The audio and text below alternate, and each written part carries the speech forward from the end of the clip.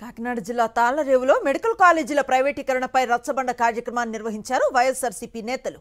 Medical కాలేజీలే కాకుండా రానున్న రోజుల్లో ప్రజల బ్రతుకులను కూడా చంద్రబాబు ప్రైవేటీకరణ చేస్తారని ఎద్దేవా చేశారు. కూటమి ప్రభుత్వం అనుసరిస్తున్న ప్రజా వ్యతిరేక విధానాలను వారు తప్పుబట్టారు.